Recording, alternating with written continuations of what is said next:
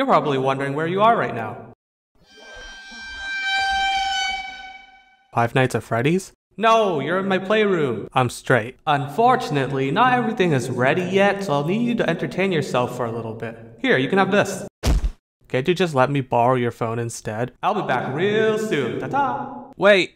I guess I could get about 10 minutes of entertainment out of this. Pokemon Rumble is a game about toys. You play as a toy Pokemon in a toy world where life is plastic and it's fantastic. Your sole reason for existence is to become the strongest Pokemon, and that's it, nothing else. It's hell. Every waking moment is spent trying to become the best in a world where improvement is physically impossible. The only way to win in this world is to rely on others stronger than you, because no matter what you do, you can never ever better yourself. You're trapped. It's stagnation at its most hellish degree. You're in prison, with the bars of your cell being your own plastic flesh. I ended up discovering Pokemon Rumble several years after it had already been released in 2009. Pokemon was a big part of my childhood, and usually I had some sort of fond memory when I got some sort of Pokemon game for like Christmas or as a reward for getting good grades. I have a lot of fond memories of games like Platinum, Shadows of Almia, Explorers of Sky.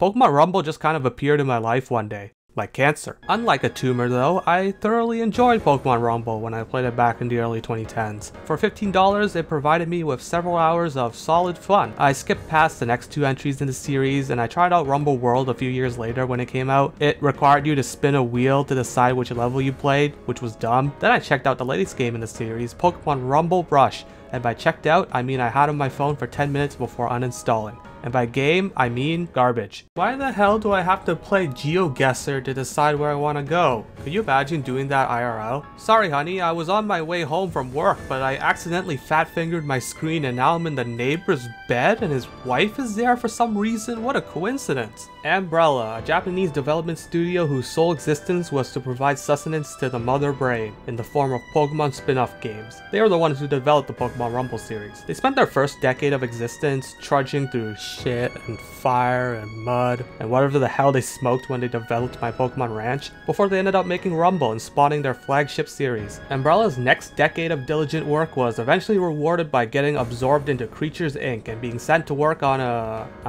merchandising, the card game. Creatures Inc. hasn't developed any video games in a while now. They just kinda help other people with making Pokemon titles. So that makes the future of the Pokemon Rumble series pretty uncertain, with its developer technically not existing anymore. Naturally, when things go bad, what do? Start a petition. We go back to what's comfortable. So let's see how well the first entry in this action RPG spin-off series aged.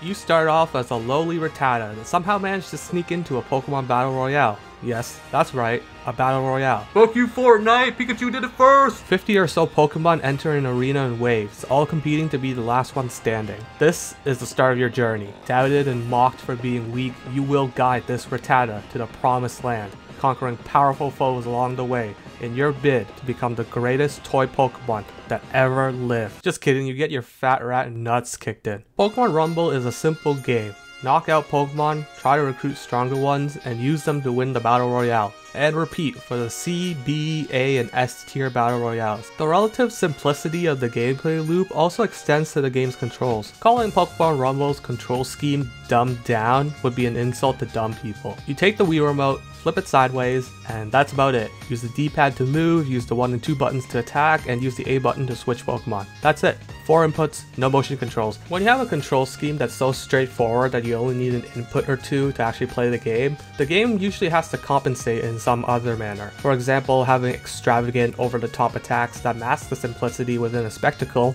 or tits. So what does Pokemon Rumble provide?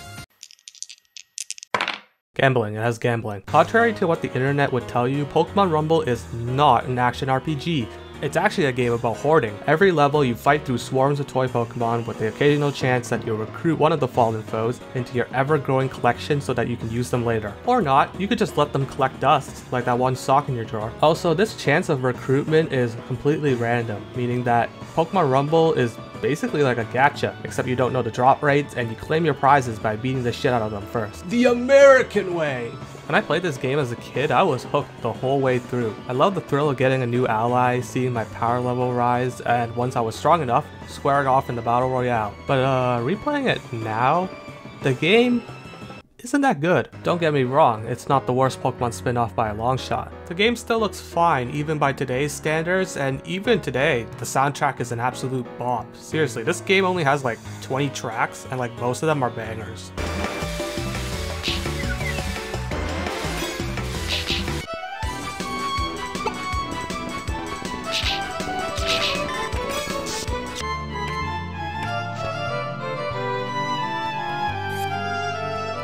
The initial run, Normal Mode, only features the original 151 Pokemon. Completing Normal Mode unlocks Advanced Mode, which solely features Pokemon that appeared in Pokemon Diamond, Pearl, and Platinum. Finally, completing that mode will unlock EX Mode, which combines all of the Pokemon that already appeared into one final run. Yeah, not every existing Pokemon appears in Pokemon Rumble. Unfortunate, but that's not the main issue with the game. The main problem is that the game doesn't properly hide its repetitiveness. Just look at me, master of hiding secrets. I say hide because there are similarly basic games that also have simple controls that still manage to stand out by doing other things, such as the two games I mentioned earlier.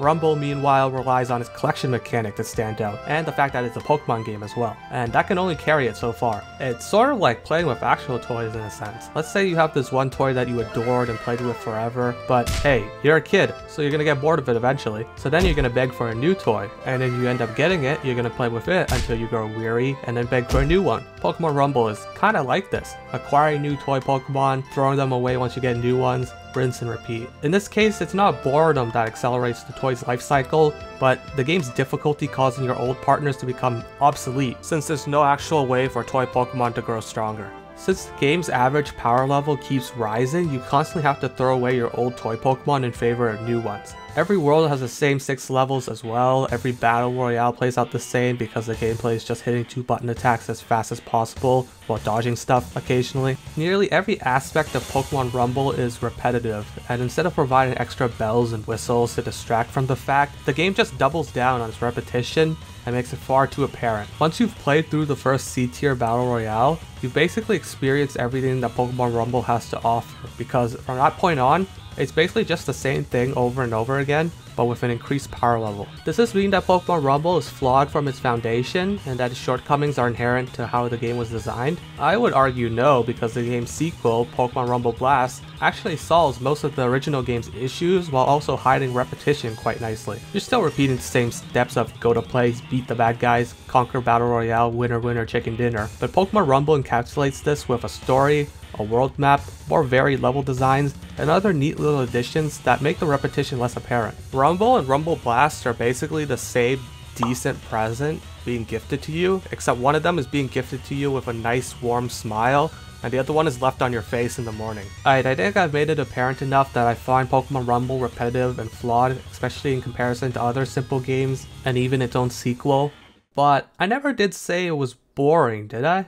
I'll admit it, I'm a sucker for Pokemon. I don't mean this in the sense that I'll gladly consume whatever they put out without question, because fuck that. I more so mean that more often than not, my fondness and nostalgia for Pokemon will often make me take a more positive stance on the stuff they do. Some examples. I think Pokemon Shuffle is a terrible game that's a borderline scam, but you'll still catch me celebrating when I make a successful catch. Pokemon Unite is flawed in several aspects as well, like how terrible the targeting system is and how it tiptoes the line between acceptable microtransactions and dangerously pay to win. But I have 80 hours in the game, so who am I to say? Pokemon Quest?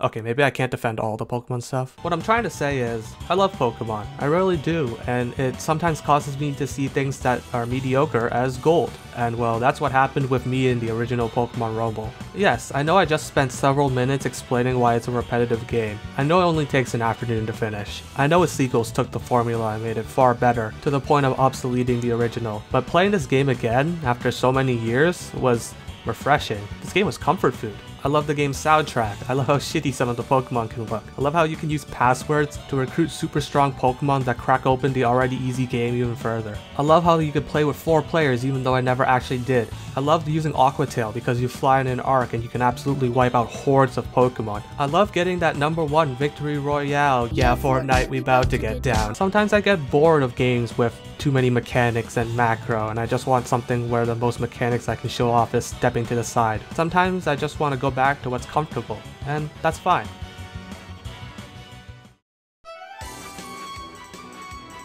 If I'm being objective, Pokemon Rumble absolutely does not hold up in comparison to its sequels. Rumble Blast is basically the first game, but better in like every single way. It also has all the Pokemon that the original missed, plus Gen 5 Pokemon. Rumble U was a funny little experiment that they accidentally released onto store shelves. Rumble World is held back by a stupid level selection mechanic, but it's still objectively better than the original. And Rumble Rush, the only one that's actually worse than the original Rumble game, hasn't actually been available for over a year. But hasn't the original game also been offline for nearly 2 years since the Wii Shop channel shut down in 2019? How did you even manage to play Pokemon Rumble for this retrospective then? When the fuck did you get back? I had fun revisiting Pokemon Rumble, and that's that.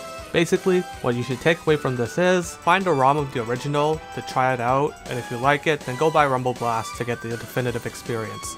Regardless of your choice, just shut your brain off and have some fun smashing buttons, because Pokemon Rumble is proof that playing with toys is still fun, even once you've grown up. Alright, I got what I needed, now come here. Hey, watch the hat! I spent a good 5 minutes finding it on Google Images. Ow! Wait, why did you place me in this jar? Are you gonna light me like a candle or something? Wait, why are you getting closer? Why are you unzipping your pants? Wait, no! Stop! Help! Help!